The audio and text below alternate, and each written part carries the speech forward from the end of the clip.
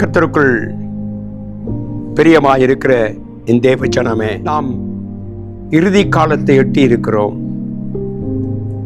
தேவன் சொன்ன அடையாளங்கள் எல்லாம் நம்முடைய வாழ்க்கையில உலகத்தில் நடப்பதை பார்க்கிறோம். இந்த நாட்கள் தான் ரட்சிக்கப்பட்டு தேவனுடைய ஆலயத்திலே காத்திருக்கிற நானும் நீங்களும், தேவனுடைய சுவிசேஷத்தை கேட்டுக்கொண்டிருக்கிற நானும் நீங்களும் கர்த்தருடைய சமூகத்தில் நிற்க வேண்டும். நாம் தேவனுடைய சமூகத்தில் நிற்க வேண்டும் என்பதை கர்த்தர் நமக்கு இந்த வேதத்தின் மூலமாய் நம்மோடு பேசுகிறார். என கண்பான தேவ பிள்ளையே, நீ நிற்க வேண்டிய இடத்தை குறித்து நீ அறிந்து கொள். கர்த்தராகிய ஆண்டவர் நம்மை நிலைநிறுத்துகிறவர். உன் கால்கள் அலைந்து திரிவதை கர்த்தர் விரும்பவில்லை. தேவனுடைய சமூகத்தில் நிற்கிறவர்கள் யார்? வேதம் சொல்லுகிறது. ஒரு வசனத்தை நாம் இந்த காலையிலே சிந்திப்போம். லூக்கா எழுதின சுவிசேஷம் 21ஆம் அதிகாரம் 36வது வசனத்தை வாசித்தோமானால், ஆகையால் இனி சம்பவிக்க போகிற இவைகளுக்கெல்லாம் நீங்கள் தப்பி மனுஷகுமாரனுக்கு முன்பாக நிற்க பாத்திரவான்களாக எண்ணப்படுவதற்கு எப்பொழுதும் ஜெபம் பண்ணி விழித்திருங்கள். நீங்கள் மனுஷகுமாரனுக்கு முன்பாக நிற்க வேண்டும். என கண்பான பிள்ளைகளே, நாம் தேவனுக்கு முன்பாக நிற்க வேண்டும் என்ற உணர்வு நமக்கு இருக்க வேண்டும். சங்கீதம் 26:12 செம்மையான இடத்திலே கர்த்தர் நம்மை நிறுத்துகிறார். ஒரு மனிதன் ரட்சிக்கப்பட்டு தேவ சபைக்குள் வரும் பொழுது, தேவனை அறிந்து கர்த்தரை ஆராதிக்கும் பொழுது, அவனை கர்த்தர் செம்மையான இடத்திலே வைக்கிறார். இன்னைக்கு செம்மையான இடம் என்ன? அது தேவனுடைய சபை. தேவனுடைய சபையிலே நம்முடைய கால்கள் நிற்க வேண்டும். நீ உலகத்தையோ உலகத்தின் காரியத்தை நோக்கி பார்த்து நாம் தேவனுடைய ஆசீர்வாதத்தை பெற்றுக்கொள்வது கடினம். கர்த்தரையே நோக்கி பார்க்க வேண்டும். மீட்கப்பட்ட ஒவ்வொரு பிள்ளைகளுக்கும் கர்த்தர் கொடுக்கிற வாக்குத்தத்தங்கள் இதுதான். உடைய கால்கள் கர்த்தருக்கு முன்பாக நிற்க வேண்டும். செம்மையான இடத்திலே அந்த கால்கள் நிற்கும். சங்கீதம் 111:1 வாசிக்கிறோம்.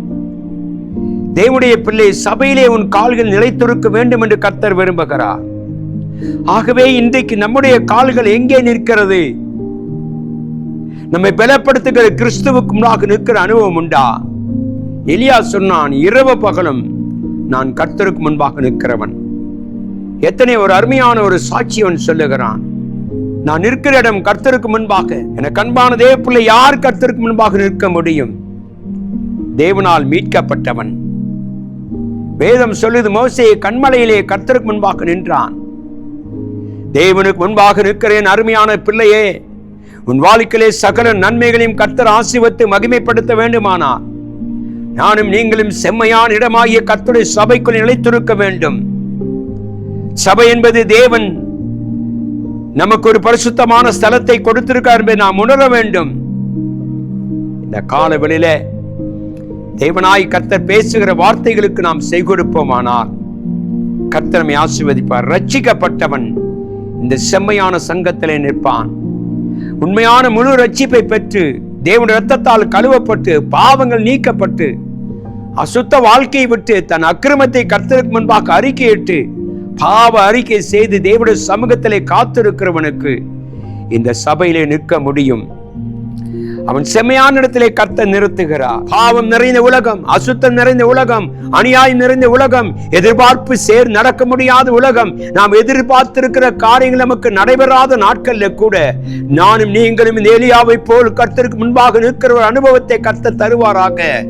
அப்படி இருந்தால் உன் வாழ்க்கை மகிமையாயிருக்கும். தேவனை பயன்படுத்துவார். உன்னை ஆசீர்வதித்து உன்னை கனப்படுத்துவேன் என்று கர்த்தர் வாக்கு கொடுக்கிறார். தேவனுடைய பிள்ளையே, நம்முடைய கால்கள் பரிசுத்தத்தில் நிற்க வேண்டும். இந்த காலை வேளையை நம்மை ஆராய்ந்து பார்ப்போம். கர்த்தாவே, நாங்கள் உம்முடைய சமூகத்தில் நிற்க எங்களுக்கு உதவி செய்யும். நம்முடைய கால்கள் தேவனுடைய சமூகத்தில் நிற்குமானால் நீ அசைக்கப்படுவதில்லை.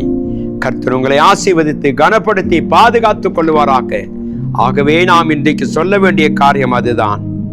ஆகவே நாம் வேதத்தை வாசிக்கும் பொழுது கர்த்தர் சொல்லுகிறார், மனுஷகுமாரனுக்கு முன்பாக நிற்க வேண்டும். எப்பொழுது நிற்க வேண்டும்? ராக்காலத்தில் நிற்க வேண்டும்.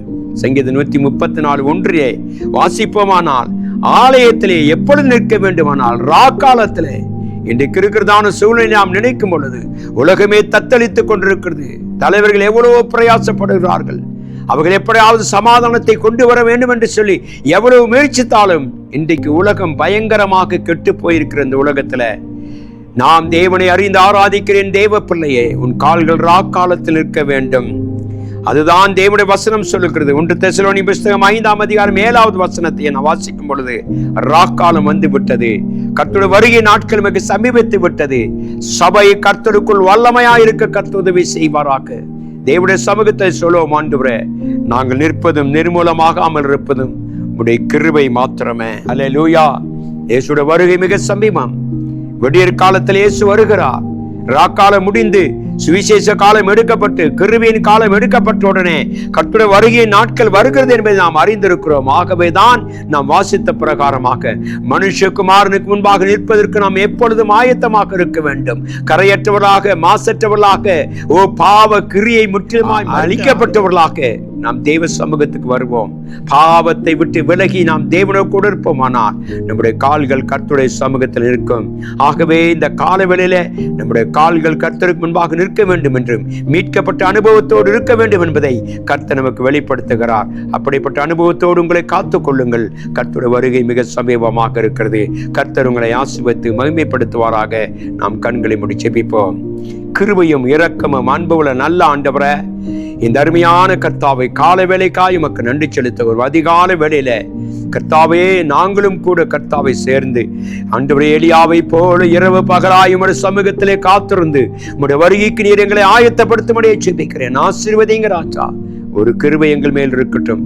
எங்களை ஆசீர்வதித்து கனப்படுத்தி ஆண்டவரே, நாங்கள் குடும்பமாய் உம்மிடத்தில் கடந்து வர எங்களுக்கு உதவி செய்யும்படியாய் இயேசுவின் நாமத்தில் ஜெபிக்கிறேன் எங்கள் அன்பின் நல்ல தகப்பனே. ஆமென். தேவன் தாமே உங்களை ஆசீர்வதித்து மகிமைப்படுத்துவாராக. ஆமென்.